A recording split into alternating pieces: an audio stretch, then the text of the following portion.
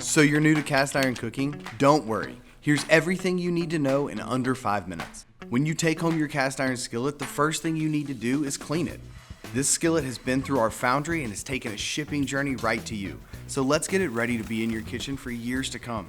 Some people are intimidated by cast iron dish duty, but it doesn't have to be complicated. And guess what? You can use soap. It's fine. Use it. Start by removing the label and washing your cookware with warm, soapy water. The soap we use for dishes today is no longer harsh enough to remove the seasoning from your cast iron, and it's an easy way to prevent buildup. Rinse thoroughly, then dry completely with a paper towel. Now add a thin layer of oil to the entire surface of your cookware, using a paper towel to remove any excess oil. This is the cleanup process we'll use anytime you need to clean your cookware. And when you're not using your cast iron, just store it in a cool, dry place. See, you're basically a cast iron pro already. Now, when it comes to cast iron cooking, there are 4 rules to live by. Preheat your cast iron, don't crank up the heat, use oil for cooking, and don't fiddle with your food. When you're ready to cook, simply preheat your cast iron over medium-low for about 3 to 5 minutes. Test with a spritz of water, and if it starts to bubble and dissipate quickly, you're good to go. Turn down the heat. Trust us on this. Cast iron has great heat retention, so you're not going to need to cook on as high of heat as you would with other cookware. Use a little fat or oil for cooking. This prevents your food from sticking and helps everything brown nicely. You may be tempted to check on your food before it's done.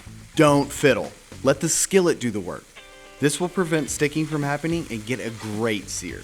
When you first get a brand new piece of cast iron, cooking foods with high fat content and low acidity will help you build a good base layer of seasoning. Sausage patties, hamburgers, roasted veggies, and cornbread are all great choices.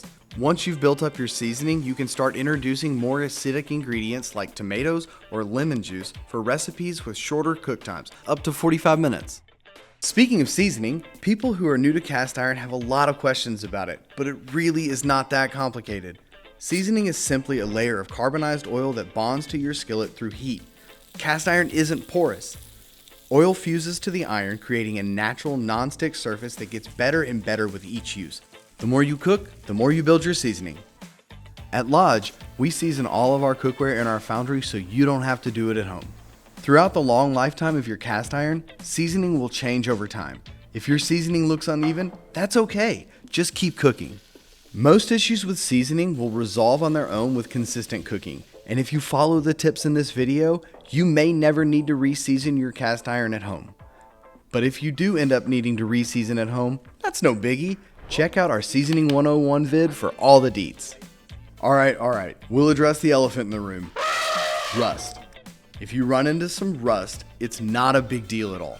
Simply scour your cast iron, wash it, dry it off, oil, and bake. Then just get back to cooking. And that's all you need to know. Now, we may be a little biased, but we truly believe once you start cooking in cast iron, you'll never go back. If you want to keep learning about cast iron, like this video and subscribe to our channel. Happy cooking!